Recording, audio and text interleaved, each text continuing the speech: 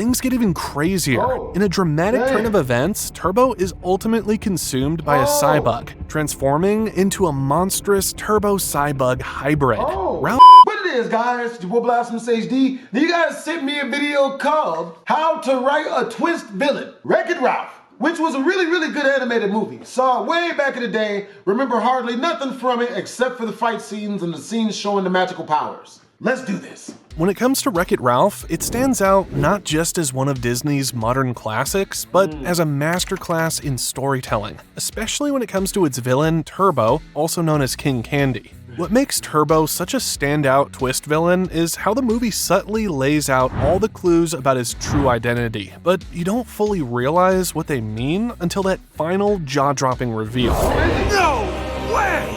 The brilliance of this twist is that, in hindsight, it's glaringly obvious. Take the first time we hear the phrase, "Go Turbo." You're not going turbo, are you? At that moment, we as the audience have no idea what it means. We brush it off as just some game lingo that we're not familiar with. It's only later that we start to realize it might be more significant than we thought. Another cool hint is that King Candy is the only one to recognize Ralph right away. It's Wreck-It Ralph! This is because Turbo's game was right next to Ralph's, making them neighbors in a technical sense. All other characters just see Ralph as a big scary guy. It's Ralph! Because in his game, he's a villain. Speaking on that, the film does something brilliant with its characters. Like mentioned, in Ralph's world, he's the villain of his video game, while Turbo was once a beloved hero in his. But as the movie unfolds, these characters reveal themselves to be the polar opposite of what they were programmed to be.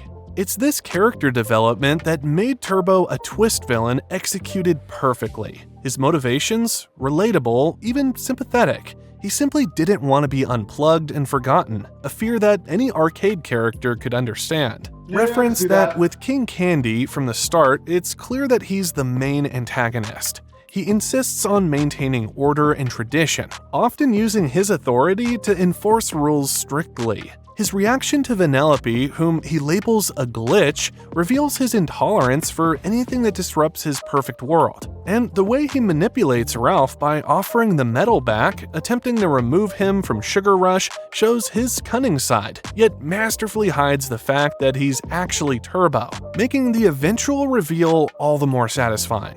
This twist that makes everything fall into its place is something that other Disney movies miss. Take Hans from Frozen, for instance. His sudden turn from charming prince to calculating villain felt abrupt and unearned. There were few, if any, subtle hints that pointed to his true nature, making the twist feel like it came out of nowhere. Rather than being a satisfying aha moment, it left many viewers feeling blindsided in the worst way, with a twist that seemed more like a plot device than an organic development. If only there was someone out there who loved you. But it's not just Frozen. Similarly, Dawn Bellwether in Zootopia had the potential to be an impactful twist villain, but ultimately fell flat. Her reveal as the mastermind behind the city's unrest was surprising, but not in a way that felt fully integrated into the story. While the twist was unexpected, it didn't feel as deeply connected to the film's themes or to her character's development. Bellwether's motivations were only briefly explored, making her more of a plot twist than a fully realized antagonist. But Turbo?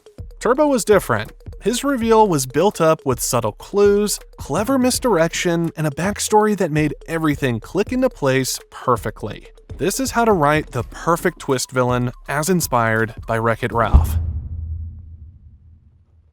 Wreck-It Ralph's vivid arcade universe, filled with an array of quirky characters, treacherous settings, and an abundance of nostalgia triggers, is the best possible stage for a twist villain. Early on, we're introduced to Turbo, who would become that villain when Sergeant Calhoun tells the story of how Turbo, once the star of a popular racing game called Turbo Time, grew envious of newer, more advanced games. Turbo abandoned his own game and tried to take over the newer racing game Road Blasters. This reckless action caused a catastrophic glitch, and both games were unplugged, leading to Turbo's disappearance and assumed death. which we should make a note of because it's very important for later on. This didn't stop him though. His lust for power and recognition never waned, setting the stage for his eventual return as the cunning and deceptive King Candy in the game Sugar Rush. Not only is there so much spectacle per second type stuff going on to keep your mind entranced, but the story is also filled to the brim with real villains, from Bowser to Zangief and all the other poor sods at the Bad Anon group. With real villains, I of course mean those that everyone already knows are bad guys, even if not all of them want to be the way they were programmed to be. Because not all villains in this universe are as they seem. Although King Candy is only revealed to be Turbo late in the movie, I'm Turbo, the greatest racer ever! Clues to his real identity are scattered all over the place, like Easter eggs you can only find once the story has come to its well-earned conclusion. And the first clue is right at the beginning of the film, where instead of a good guy who is actually a villain, we're introduced to a villain who wants to be a good guy. I'm gonna wreck it! Ralph is tired of being the bad guy in his game Fix-It Felix Jr., and dreams of being a hero, longing for recognition and acceptance. His motivations stem from the years of being shunned and excluded by his fellow game characters, driving him to prove that he can be more than just a wrecker. This theme of identity and the struggle for self-acceptance is a perfect polar opposite of King Candy's psyche. King Candy is initially presented as a jovial and seemingly benevolent ruler of Sugar Rush. With his flamboyant personality and quirks, he quickly becomes a memorable character, and more importantly, burrows his way into your heart. However, his good guy demeanor and seemingly benevolent rule over the candy-coated kingdom mask his true intentions, setting us up for the satisfying twist. As the viewer, we are able to see subtle clues that King Candy is not as benevolent as he seems, even though Ralph and Vanellope remain oblivious to his true nature. For instance, King Candy's aggressive reaction to Vanellope's attempts to race, going so far as to delete her code, raises suspicion. Additionally, his secretive conversations with his henchmen and his manipulative tactics to undermine Ralph and Vanellope hint at his malevolent agenda. The contrast between his outwardly cheerful demeanor and these sinister actions builds tension and suspicion, making the revelation of his true identity as Turbo all the more satisfying. I think it was mainly because we already knew that King Candy is the main antagonist. We just don't know he's actually Turbo, which This dude got good beats. made the twist perfectly executed. Unfortunately, not all twist villains are created equal, and in some cases, they are actually quite terrible, like Hans from Frozen, Bellwether from Zootopia, and Callahan from Big Hero 6, whose flaws we'll discuss later. But I don't blame them, I blame the writers. There are 3 brilliantly sneaky ways the writers of Wreck-It Ralph kept us disillusioned. A friendly facade, subtle hints of King Candy's true nature, and how he interacts with the other characters. The way King Candy is portrayed in the beginning of the film is warm and charismatic, winning over the citizens of Sugar Rush with his exaggerated cheerfulness and generosity. He often throws candy to the crowd and uses playful language, which reinforces his image as a benevolent ruler. His name, King Candy, matches Sugar Rush perfectly, and his over-the-top kindness and constant smiling make him appear harmless and well-meaning, making the audience believe without question that this is one of the good guys. One would think that the over-the-topness would be a clue to his real nature, but you gotta remember, everything and everyone in this arcade universe is over the top, so he blends right in. Every well-developed character should have both good and bad traits. This makes characters more human and relatable, but also creates the unique opportunity to inject subtle clues into the story. For example, as mentioned before, King Candy insists on maintaining order and tradition, often using his authority to enforce rules strictly. His reaction to Vanellope, whom he labels a glitch, reveals his intolerance for anything that disrupts his perfect world. And the way he manipulates Ralph by offering the medal back, attempting to remove him from Sugar Rush, shows his cunning side. Cunning, manipulating, authoritative, intolerance. That doesn't sound like a good guy's traits, does it? Together, they scream villainy. But sprinkled subtly throughout the narrative, we'll always give a good guy the benefit of the doubt. Because also, he's not the only good character with bad traits. There's Ralph, who is initially perceived as a destructive force, but is driven by a desire for acceptance, and Felix, whose rigid adherence to rules sometimes blinds him to the bigger picture. Even Sergeant Calhoun, with her no-nonsense attitude and harsh demeanor, shows that even heroes have their flaws. The writer eases us into this duality of good and bad, something that Hans from Frozen lacks with his sudden and drastic change.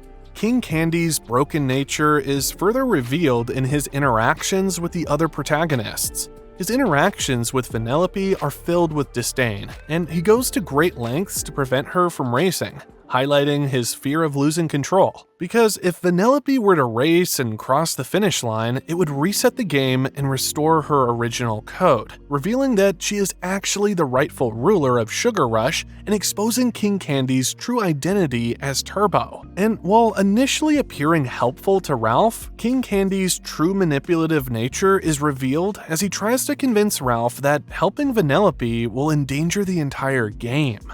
But the question we as viewers always want answered without even realizing it is, why? These are the key elements of a good twist villain.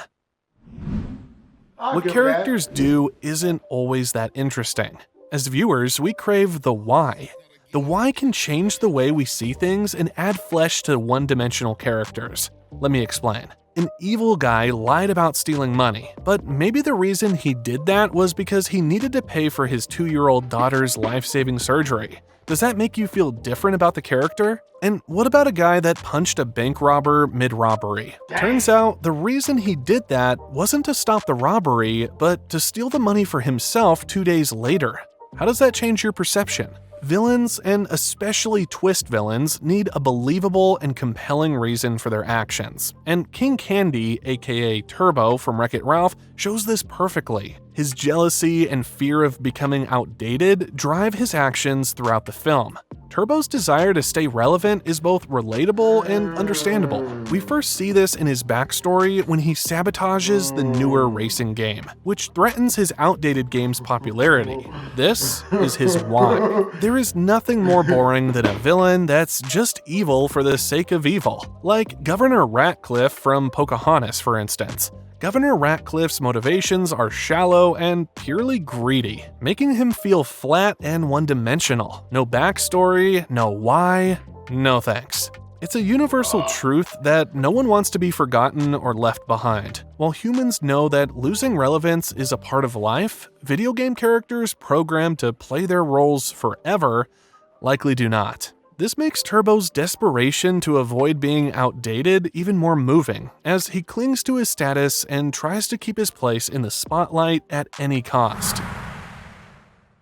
Next is the presence of an initial villain. Another key to writing a devastatingly good twist villain is putting emphasis on more potential antagonists. Many Disney movies have clear-cut villains from the beginning, like Scar from The Lion King and Ursula from The Little Mermaid. It's been that way forever, and that's often what we expect from kids' animation films, which is great because that means writers can exploit that expectation. And in Wreck-It Ralph, they did it very well by adding potential possible villains to the story very early on, like the Cybugs from Hero's Duty and the other racers who bully Vanellope in Sugar Rush. Even Vanellope herself has some initial villainous qualities, like in the scene where she steals Ralph's medal. By focusing on these apparent villains, the writers divert attention from the true villain, setting the stage for a memorable twist. And here's the best part, like I mentioned before. One of these initial apparent villains is actually King Candy as well, because essentially,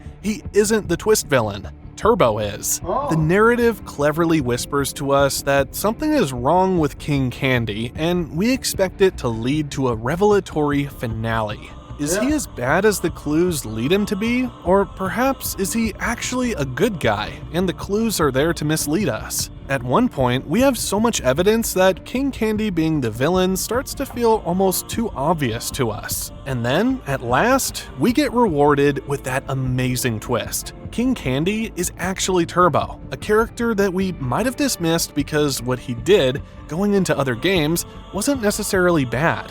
Even Ralph does it, and quite often, like when he goes to get a cherry in Pac-Man. That raises the question, if the intentions of a villain aren't necessarily bad, what makes the twist villain itself bad? Development and screen time. So many twist villains fail to surprise or impress us because they change with unrealistic suddenness. Good guys that turn bad on a dime, or sometimes they just appear out of nowhere close to the end of the film. Like, who the hell is this, and why should I care? Hans from Frozen and Bellwether from Zootopia are two such examples, which we'll discuss in a moment. To properly set up a character to become a villain, they need ample screen time. This cannot be done with 2 or 3 scattered scenes. I call this being deliberately obtuse, hiding characters, hoping the viewer would not really notice them, and then pulling them from a hat at the end. Surprise! Your villain sucks. I cannot stress this enough. The twist needs to be earned. Just look at Bellwether's appearance in Zootopia versus King Candy's appearance in Wreck-It Ralph. In Zootopia, there are approximately 52 scenes, and Dawn Bellwether appears in about 5 scenes before she's revealed as the villain. These scenes include her interactions with Judy Hopps and her support in Judy's investigation, which helps establish her character as a harmless assistant mayor before the twist in the plot. Whereas Wreck-It Ralph has around 40 scenes, and King Candy appears in at least 10 key scenes, which are integral to the development of the film's narrative and his character's ultimate revelation as Turbo. So, to sum that up, Bellwether's in less than 10% of Zootopia, where she's made out as a goody two-shoes with no flaws. A perfect, irking example of a story where the character's real intentions are purposefully and completely hidden from not only the main characters, but also to us, the viewers. Whereas King Candy, on the other hand, is in 25% of Wreck-It Ralph, each appearance providing valuable clues for what's to come, including appearances which features King Candy, but not any of the main characters, giving clues that only we now know. And this all happens before their big and twisty revelations, the reveal. Up to this moment, the writers dropped subtle hints about King Candy's true nature. Yes, an air of mystery and suspicion surrounds him, but we're not yet sure why we feel that way, because we have no clue what the King's sinister motivations might be. And at this stage, Turbo and his legend are the furthest things from our minds. As far as we know, that was just in the movie to add some backstory. I mean, it's perfect. We assume the dude's dead. And I know what you're thinking. How is Turbo different from Bellwether in Zootopia? I mean, he's only in one scene before the final reveal. Well, there's a loophole there that I'm not even mad at. King Candy is essentially in disguise throughout the movie, giving the audience a false sense of security and misdirection. His presence is felt throughout the film, even if Turbo himself isn't explicitly revealed until the end. The turning point occurs when Ralph, after a series of manipulations by King Candy, discovers a hidden piece of evidence that links King Candy to Turbo. This evidence comes to light when Ralph confronts Sour Bill, King Candy's reluctant assistant, who reveals the truth about King Candy's manipulation of the game's code. Ralph learns that King Candy hacked into the game's code, turning Vanellope into a glitch and erasing all memories of her true identity. And the beautifully shocking climax of the reveal happens when Ralph sees a projection of the game's original code, showing King Candy's transformation into Turbo. This moment is both shocking and satisfying, as it ties together the plot and character motivations in a powerful way. The revelation recontextualizes all of King Candy's actions, highlighting his why, his desperation to maintain control and relevance. But it doesn't end there. Post-reveal. After the reveal, the twist villain must continue to challenge the protagonist, raising the stakes and driving the plot towards its climax. And this can happen only one way, by kicking it up another notch. This is the no-holds-barred part of the twist villain's journey. This is where it gets shiz hits the fan crazy. Because up until now, Turbo's had to hide his true self, and he did a pretty good job of it. he sure fooled me. But not being your true self can take a massive toll on anyone, especially layered villains like him. With all his secrets out in the open and no need to hold back anymore, finally, the true Turbo is revealed. As Ralph and Vanellope team up to put a stop to Turbo, he employs increasingly dangerous tactics, including summoning Cybugs to create chaos and destruction within Sugar Rush. Things just keep on spinning out of control as Turbo's why drives him. He will not be forgotten, he will not be replaced. And then things get even crazier. In a dramatic turn of events, Turbo is ultimately consumed by a Cybug, transforming into a monstrous Turbo-Cybug hybrid.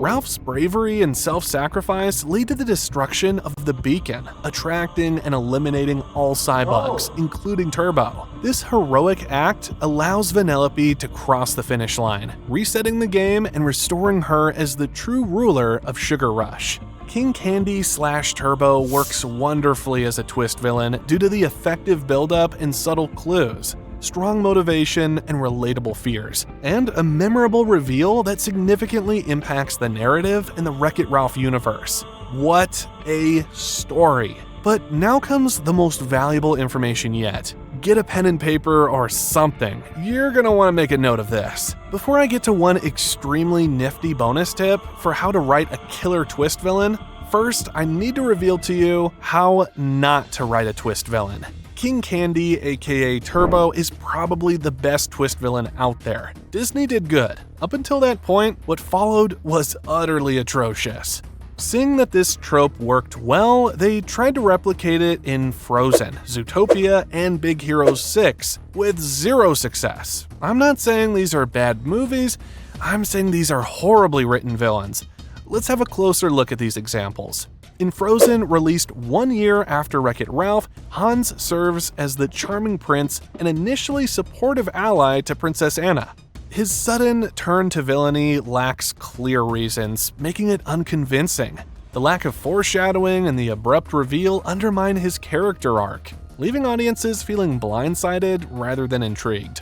How not to write a twist villain like Hans? Avoid sudden, unearthed shifts in character behavior. Ensure motivations are clear and foreshadowed. In Zootopia, released 2 years after Wreck-It Ralph, Bellwether, who we've already covered a bit, is presented as the meek and seemingly supportive assistant mayor. Her lack of presence throughout the film leads to an unconvincing twist when she is revealed as the villain. The abrupt reveal coupled with unconvincing motivation weakens her impact as a villain, making the twist feel forced and less impactful. How to not write a twist villain like Bellwether? Give the villain more screen time and development to build a convincing and engaging twist. And lastly, probably the worst twist villain of them all, in Big Hero 6, released 2 years after Wreck-It Ralph, Callahan, initially portrayed as a brilliant and caring professor, becomes the antagonist. However, his transformation into the villain is marred by overly obvious setups and poor execution.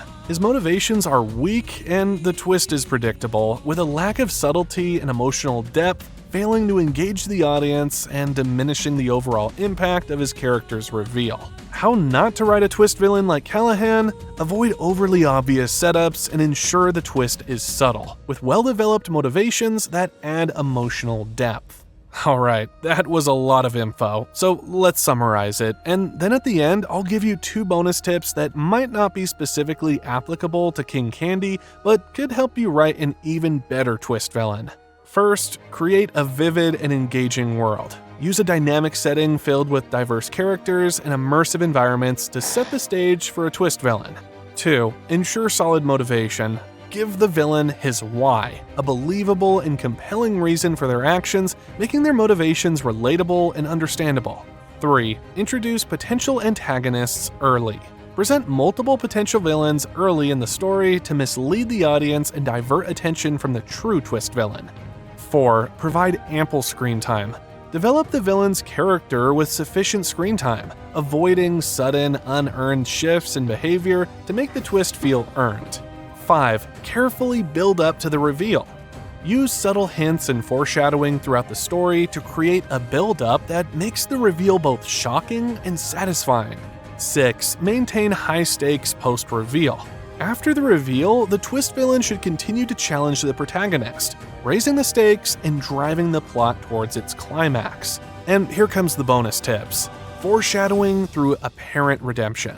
A great way to make a twist villain work is to use an apparent redemption arc. Start with the villain as a disagreeable character who seems to turn their life around while with the protagonist. They still have shady dealings with their past, but appear to be wrapping up loose ends. This creates a strong bond between the villain and protagonist, deceiving both the hero and the audience until the final reveal.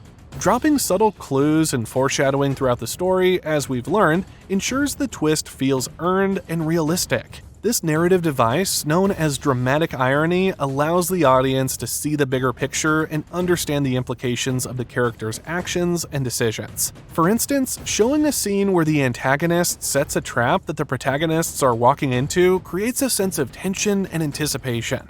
In this way, we can add to villains' subtle clues and backstory, while wondering how the main characters would react if they also had this information that only we are privy to. We're on the edge of our seats, knowing the danger that lies ahead while the characters remain oblivious. This method not only deepens the emotional investment, but also makes the eventual confrontation or twist villain revelation even more impactful.